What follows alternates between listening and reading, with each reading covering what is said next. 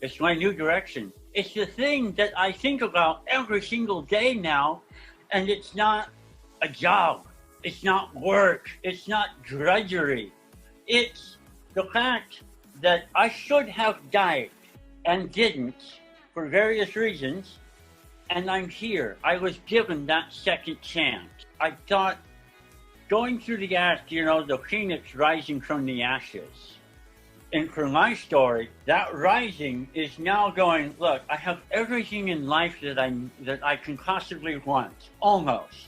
And because I have been given that gift, I have a responsibility, which I embrace, to share my story, to talk about it. Because then we get to talk about you and how you're doing. And it's the old principle of the rising tide raises all ships. Together we do more than we do individually. All right, what's up, everybody? Welcome back to Nick Carrier's Best You podcast. I am super fired up to have a really unique interview coming at you guys today, and I am with the one and only Cory Underwood. I want to just start off by saying, Cory, thanks so much for spending the time with me. My pleasure. It's great to be here, Nick. I'm looking forward to being able to, and thank you for the opportunity to bring a message, something that is very clear, near and dear to me, a message of clarity, where I didn't have the clarity once. And I know a lot of people out there they're hurting. Mm-hmm. Every 42 seconds on this planet, somebody takes their own life. That's 800,000 people a year. It's crazy. You look at the numbers of auto accidents and COVID deaths and tuberculosis and all kinds of things like that. 800,000 people. That's a lot. Yeah. It's sad. I mean, it's a pandemic in and of itself almost. You know what I mean? It's like one of those things where you see how big of a problem it is, and you realize that there just needs to be more and more awareness about it, more and more conversation about it. And so I'm glad to be able to at least do my small part in being able to spark more of that conversation. So as you guys have already heard, Cory is a suicide survivor, a cancer survivor, and he's working on an awesome new book about his story. And we actually got introduced through his brother, Troy Underwood, who is on the podcast a couple of months ago now. Had an awesome conversation with him, and now I'm really excited to bring your own unique story to the table for everyone listening, because I do think it is a really timely episode as well, because with COVID and quarantine, the number of suicides and the rate of depression and stuff like that has only been going up. Only been going up, and so I'm glad to be able to bring this at this time. At any time it would be great, but it's especially timely now. But the way I want to kind of start off today, Cory, is I don't know if the word you used, because I'm not exactly sure about the story, if the word you used was you were in a state of depression prior to your attempt.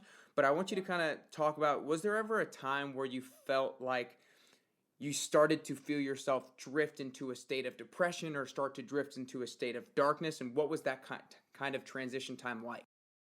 Yeah, thanks. Yes, Nick and audience, there was a time, and it's called high school, right? Some of us went through high school, and they were the, prom king and queen and etc. And some were the outcasts, and some were the smokers, and some were the jocks, and some were the dorks and the geeks and all that.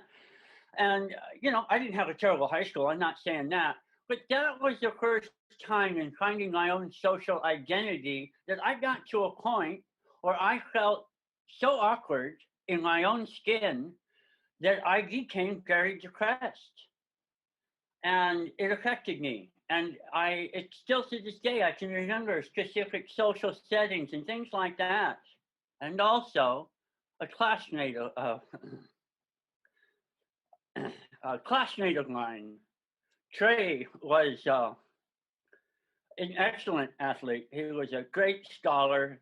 He was so well beloved, and he got a scholarship to play football in college. And in his freshman year, he couldn't handle the transition and the pressure and all the other things that happened for him. You think maybe looking from the outside that his life was the pinnacle of success where he was at in his young age. And he put a rifle under his chin and blew his head off. Right, the year after high school. And that affected all of us. All of my classmates from my high school, we still talk about that today, some of us. And so the combination of my own personal feelings that I felt and then hearing what he did, yes, there was a point. And so I continued on from there throughout life.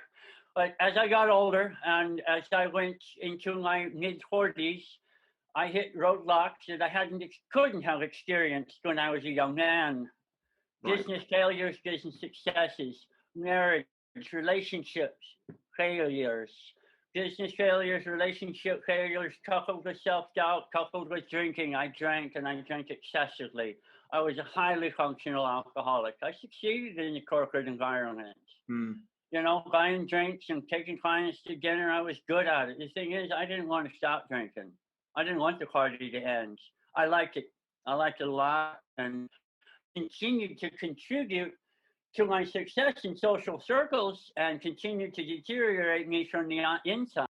Yeah. So you never saw that negative side effect from it or anything like Not for me personally. I thought I can handle it, that? Right. right? Then things slipped up. This slipped, that slipped, and things began to compound. So like you started off by mentioning you kind of started off having feelings of depression when you were back in high school. But as you Yeah. mentioned prior to us hopping on and recording, the suicide attempt was 2 years ago yesterday now, as of the date that we're recording this. So obviously there's up and down fluctuations of good times, bad times, and stuff like that between high school and then, obviously. Sure, sure. But when was the time where you felt like the possibility of suicide kind of initially entered your mind? Well, that's a good call. It's hard to pinpoint. Right. I would say so. My ex, 10 years we were together. I have two stepchildren and one biological child. When I made the decision that she was not the right woman for me, she wasn't, we weren't riding side by side, if you will. And I had to make the decision to tear the family apart, to separate. That affects everybody.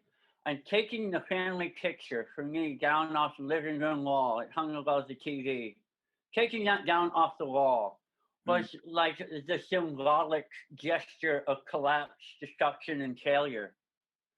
Corresponding health issues, all around the same time frame. Corresponding business failure, had a business that went south. And I I stopped seeing. I started only seeing the failures I was creating, involved in, stuck in the mire. Where's the answer? The bottom of that next vodka, gin, tequila, you name it. Beer was. I always had a beer in my hand. Well, I mean, I did my work, and then I drank. Right. Um, so it was about 3 years ago. You Okay. know, around the separation with my ex, and it just snowballed from there. Okay. What do you think at that time where you said you had the symbolic taking down of the picture and then you had some health issues, some other issues. What do you think that you would now go back and tell yourself at that moment? At that moment of the collapse? Like what's the conversation that you would have with former Cory at that time? The same thing I'm going to say to everybody who's listening right now that's been in really bad times. Talk to somebody. Don't hold it in. I sat here in my house night after night. If I, by myself, if I didn't have my kid, because my two kids were already out of the house, my younger daughter was shared time. So when she wasn't here, I was a lost soul. When I had my daughter, you know, during the week or weekends, how we had that arrangement, then I was okay. I had purpose. When I didn't have her, because she was the last thing, she was the last straw. I had money. That wasn't. It didn't satisfy anything. It was a means, but I didn't have that thing inside that allowed me to be hopeful. That allowed me to want to help. That allowed me to aspire. That allowed me to even spend mental energy to say, "Hey, I could do this next," or "What about that project?" or "Why don't we endeavor this?" No, it became an all-encompassing misery, a self-fulfilling prophecy of defeatism. And misery became my mistress as I sat here with the bottle on the couch with the lights low and the TV low and just commiserating. And so I would say, as I started to talk to somebody, nobody knew Yeah. when I shot myself that I was in such a deep state of despair. Yeah. What? We didn't know, they all said, because I hid it. When you're hurting and the thoughts are crossing your mind, I'd rather be gone, ask yourself why and what's going on and what's impacting that. And don't say, like we always can do here in our American society, we're hunters, right? We go out, we leave the cave, we kill and we drag it home. You got to take some time, though, to acknowledge if that pain is there and it's real. Yeah. It's okay to say I hurt and I need help. And I couldn't do it. I was too proud to say I need help. Yeah, so I feel like that's a common thing that people hear is this is one of the things that you could do is talk to somebody. And I think that is obviously it's so much easier said than done. And so I want you to kind of talk to two different people right now. What the first one is, how can people who are actually experiencing the problem, experiencing the darkness, experiencing the depression, gain the courage of actually talking to somebody? Because it's so easy to say to talk to somebody, but how can they actually gain the courage? What's step one to being able to actually get it out there? And then I'll give you the second part after. I wish I knew. I wish I knew because, in all candor, I couldn't. I couldn't do it. It took me laying there in a hospital bed with no jaw. When I pulled the trigger, the bullet took my mandible and dislodged it from my face. I have a titanium jaw. It took my eye. It took the roof of my mouth. I had to sit there week after week, month after month, and digest the question you just asked me. So I don't really know where you find that courage. Yeah. And Well, so I hope maybe in hearing my story that you might get that courage. mhm. If whoever's listening has, or you're even close to that. Right. And so I kind of the second part of the question and the other person to kind of talk to is, like you had mentioned, nobody knew anything. And that's not necessarily their fault, but at the same time, there's always conversations that could be had to where other people could have potentially known. So what are conversations that people can be having with their friends and with their family members where they're not like asking them necessarily like, "Hey, are you depressed?" or like, but what are the kind of conversations that people can have to where maybe it gives that person who is down a little bit more permission to come out there with their issue? Right. Hey, I noticed, the quiet moment to the side at the family gathering or the party or the social gathering and the arm on the shoulder gently and say, "Hey, I hope you don't mind me asking, but are you doing okay?" You know, Yeah. want to open up a door. I just want you to know that I think you're all right. I think, however, your individual personal style to say, "Hey, man, if you need something, I'm here for you," Yeah. because we cannot do it alone. It's not. It doesn't work. I think that's a really good point. And the first thing that popped up in my head when you said that is because I've had conversations with people recently about this too, about being in the present moment. And when you're around a group of people so often nowadays, people are in their phones or their mind is somewhere else and they're not actually in the present moment.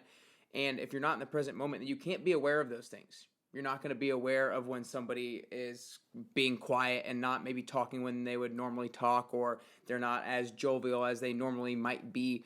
And so I think reason I bring that up is I think it's just a call to be in the present moment when you're with your loved ones, your friends, your family members, be there with them and be aware of what they're doing and be aware of how they are being around you. Yeah, we do get caught up in our routines. Yeah. We're so busy all the time. It happens. It's life. You know, one thing of many, right? When I left the hospital, I realized because there was a little bit that, oh, my situation is unique. No, it's not. We all go through it. And when I say it, it's spelled SHIT, it, right? It's called life. There's good and there's bad. It goes hand in hand. And we're not designed, God didn't put us down here as a single person. We are all a humanity down here.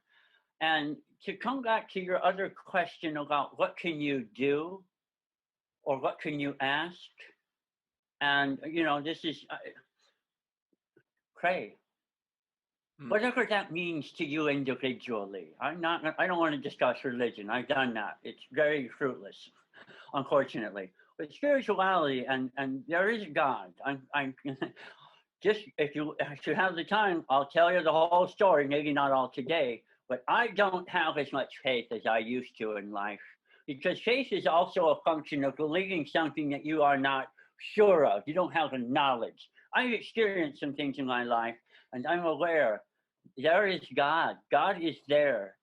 God is real, and so pray. If you can't talk to somebody else, talk to God. Yeah. Just try it. Gotcha. I love it. I love it. So I want to get a little bit back into your story in regards to, I want you to kind of give a little bit people more of an idea of kind of timeline. So 2 years ago yesterday is when you pulled the trigger, and then kind of give them a little bit of a timeline of like that story, how you were able to end up surviving, and then how long you were in the hospital. Okay. Well, as I mentioned earlier, misery was my mistress, mentally, in my head. I let negative thoughts constantly be my companion. And there is sort of this, I don't know what to call it, there's this sort of heroic morbidity that comes with not self mutilation, because it was a cutter also, but when you, self martyrdom, something along those lines. I'm trying to find the phrase. It's kind of like the victim mentality. Right, but it's self victimizing to Right. show how much pain you can handle. Mm. Right? Oh, I can bear that kind of pain.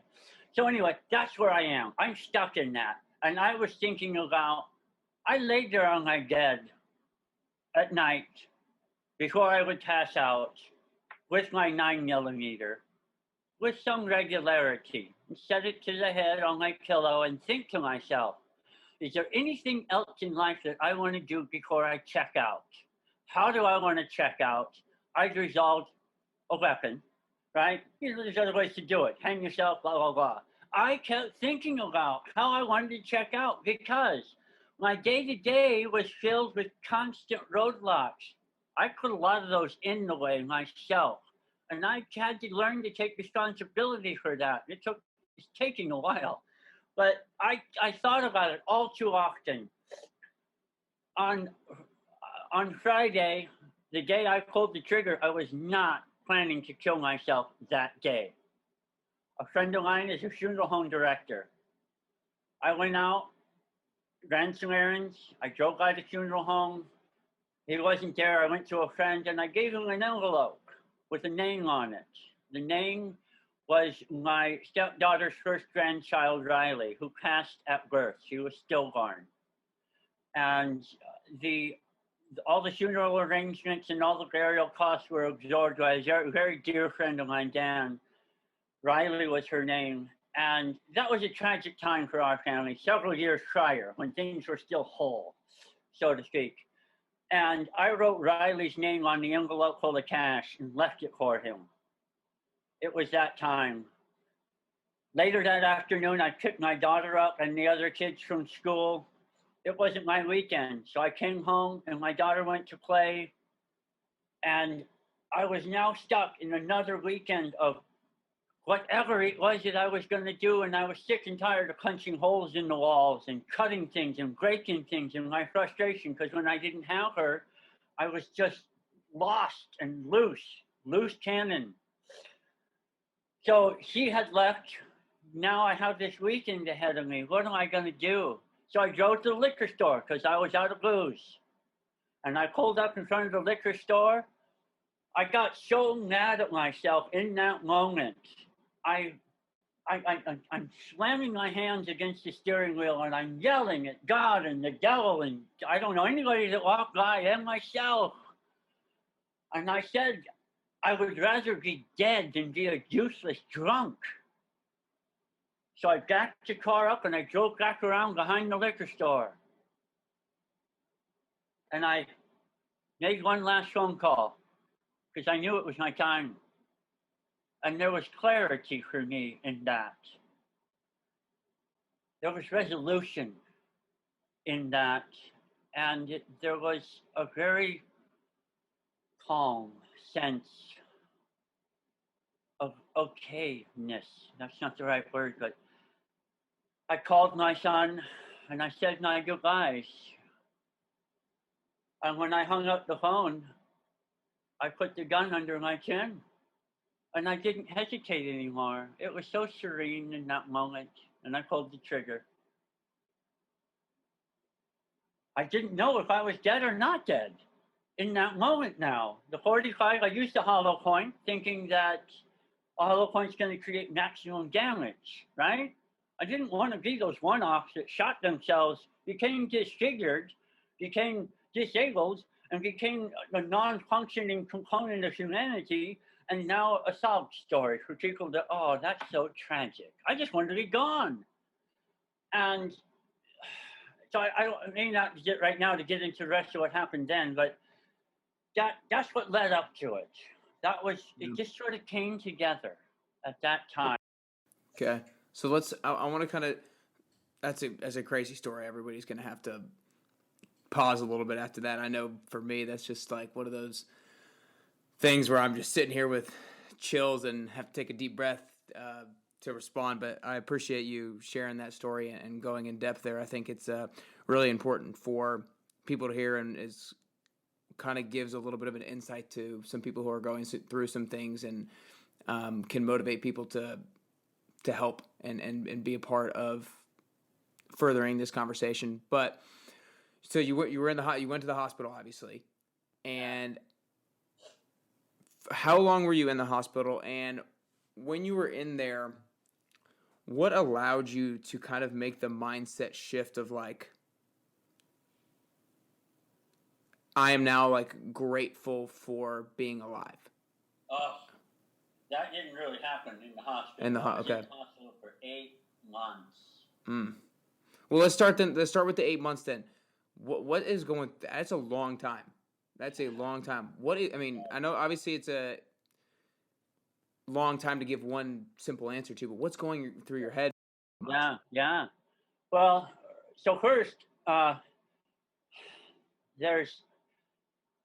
in the hospital, and I'm coming to, but I'm heavily medicated.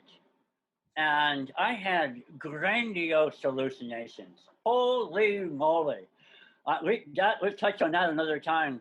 So I'm coming around. I'm going in and out of consciousness. I don't know at that point how many surgeries I've had, but about 10 days or 2 weeks into it. Now I'm there and I know, okay, family is here. I can't write. My jaw's, I have to write, excuse me. I can't talk. My jaw's wired shut.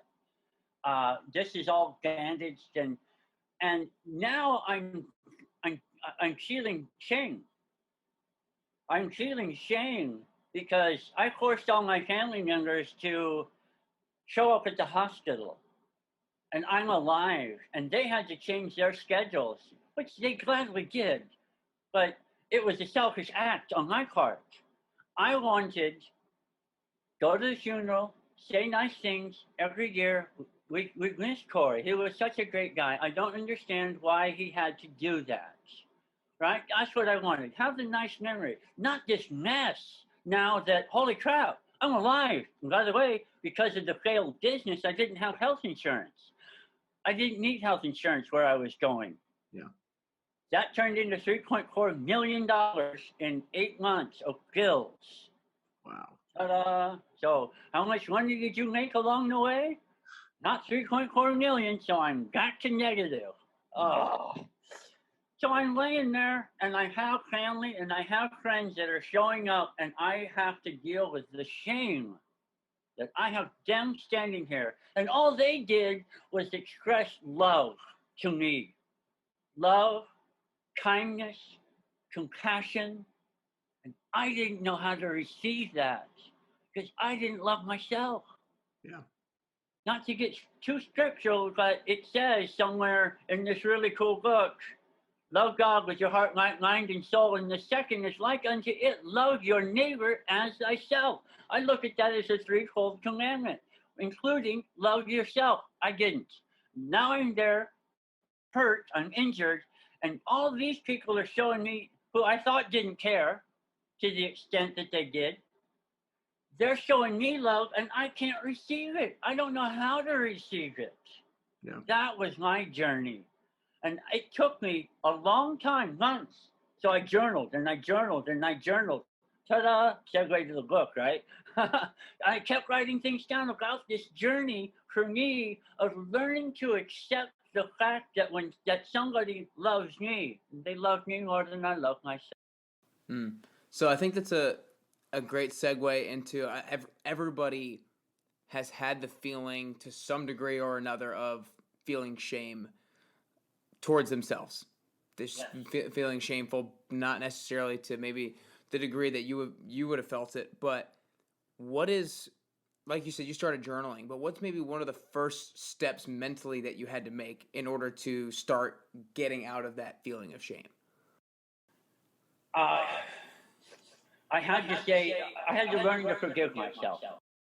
What does that look like? Because I feel like people say that a decent amount. I had to learn to forgive myself.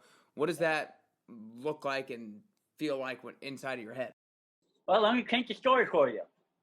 For anybody out there that has children, pretend you're the parent in this story. You just did a phone call. Your child has injured themselves, a suicide attempt. They're on life support. It doesn't look like your child is going to live. Do we have your permission to pull the plug? How do you respond? My father asked, did the bullet hit his brain? I used a hollow point, so it shattered and it didn't get to my brain. One of the miracles of several.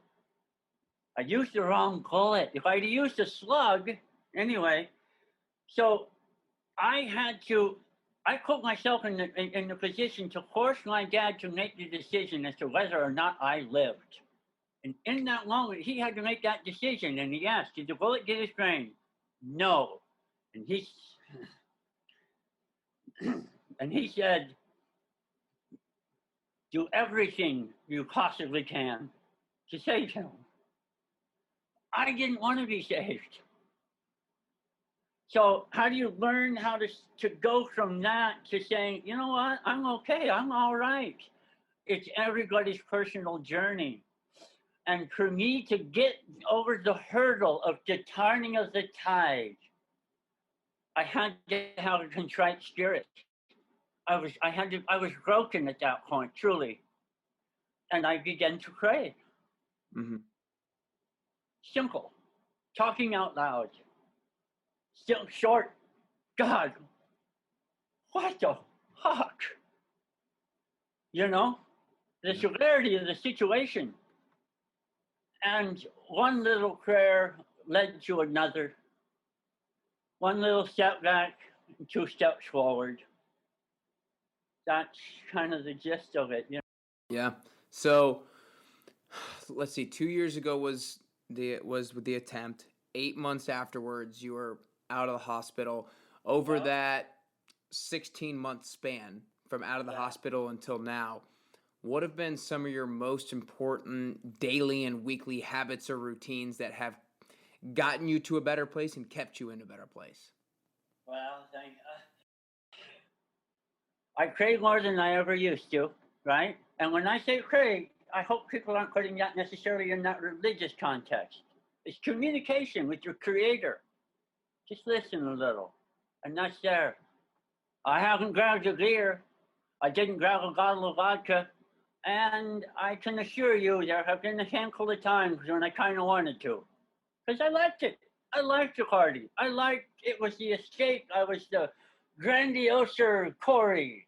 I was the fun-loving, happy-go, let's try anything, because I had that liquid courage, and it was just a huge staple in my life. So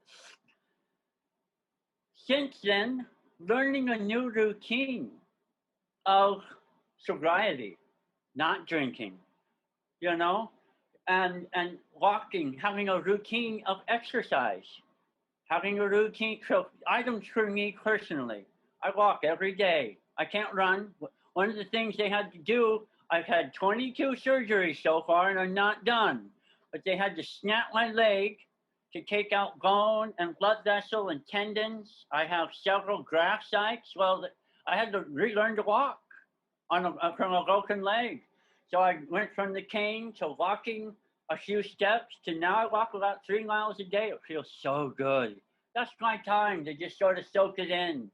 The weather, whether it's raining or whether the sun is shining, they're both good. Mm-hmm. So creating some of those routines and making sure that I am not all alone. Doesn't mean I can't be by myself at times, but I have roommates now, right? I don't just sit in my house by myself. And I said to myself, my language was, it's okay, Cory, it's okay. It's okay. And I didn't listen to my own forgiveness for the longest time, month after month after month. And I'm still working on it. But damn it, I'm doing a lot better. Mm-hmm. And I want to show people that there is a way. I'm just one example. There is a way, and there's your way personally to find that road. Here are a few things that I found that have helped. Yeah. And so I like to have people on who I feel can provide value in helping other people get closer to the best version of themselves. And why this is such an important topic is because everybody has these feelings of depression at certain points and at certain levels. Everybody has the feelings of shame at certain points and at certain levels. And hopefully an episode like this, right, can help them avoid going down the deep, dark road of potentially wanting to end their own life. So kind of going back to a little bit how I phrased it earlier, what does somebody, and I'm going to phrase it back to kind of you and your time. What could you have started doing differently when you started like 3 years ago or whatever that time was when you kind of suicide maybe entered your mind for the first time? What could you have started doing differently in order that would have avoided the incident that happened? Well, for me personally, for my journey, substance abuse was the catalyst which fueled the fire. I was a daily drinker. I was a morning drinker. Most people don't know. I hid it the best I could. But when I woke up in the morning, the first thing I did was have a shot of vodka and grab a beer or a Mike's Hard Lemonade and try to brush my teeth. Yeah, usually there was vomiting involved. That's not how you start a morning when you're a normal person, right? You're doing it. I was doing that because of so many reasons to escape, because I was so dissatisfied.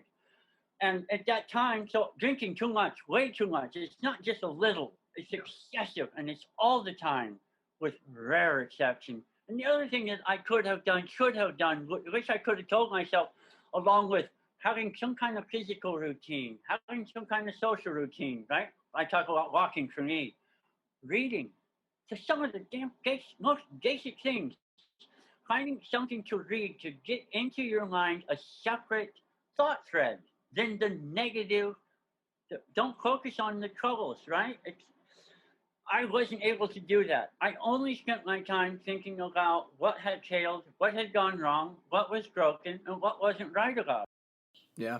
No, I think that's a really good point because one of the things I was kind of thinking about earlier, you talked about how misery was your mistress and how negative thoughts were just constantly going in through your head. But if you can give yourself different routines, if you can read, if you can put yourself in different situations, you're giving your mind so many other things to spend time thinking on. And that could be so much more of positive things to be thinking on rather than what you would think on if you're just kind of sitting there by yourself. So I think that's a big key. Well, Cory, I'm down to the last couple questions here. The second to last one is, I think that in order to get closer to the best version of yourself, it's really important to gain clarity, as kind of what I was talking about earlier. Really important to gain clarity on what the best version of yourself looks like and what that person is capable of, and then to try to reverse engineer that person into reality. And so the question for you is, what's a skill or a piece of knowledge or experience that the best version of yourself has that you don't currently have? Let me see if I understand your question, because it sounds kind of really profound. What is that one thing that I'm working on? Yeah. Like what? Essentially, yeah. What's kind of like a skill or something that the best version of yourself has found out and has been able to kind of solve that you haven't been able, that you don't, a skill you haven't mastered yet, or something that you don't know how to solve? It's my new mission. It's my new direction. It's the thing that I think about every single day now, and it's not a job. It's not work. It's not drudgery. It's the fact that I should have died and didn't for various reasons, and I'm here. I was given that second chance, right? And that was originally going to be the title of my book.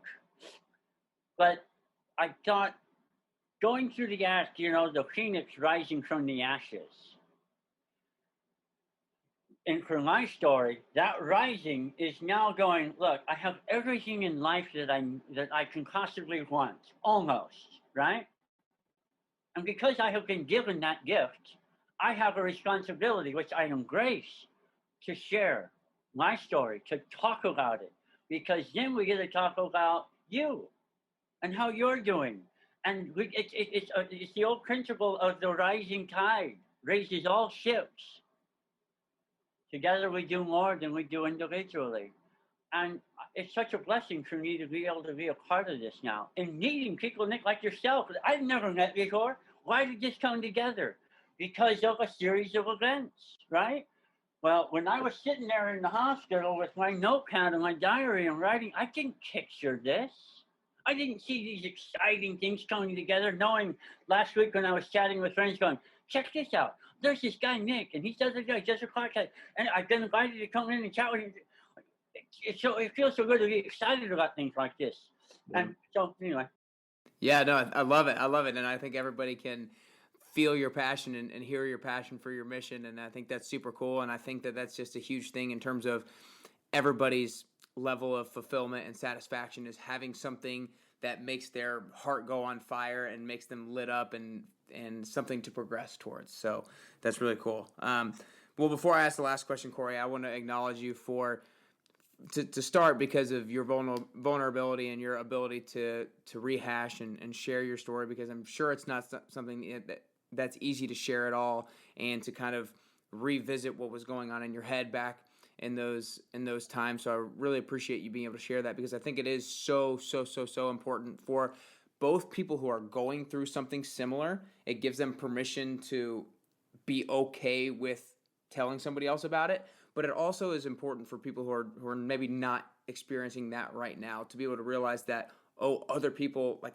could be experiencing this that I'm seeing on a regular basis, and maybe I need to be having conversations with them to be able to help them get that out there. So I want to acknowledge you for that, and also acknowledge you for your passion towards spreading the message about your story and being part of the conversation and being part of the solution that of the problem that is suicide that's going on in our society. So it's awesome. Too much of it. There's too much of a stigma around it. Yep. And I want to help change that. No doubt. Well, like you mentioned, you've got a book that you're working on coming out sometime in 2021. So super excited about that. I'll make sure to be on the lookout for when that's coming out and share that out because I'm super stoked to get into that story, because there's a lot I know in that we weren't able to get to today.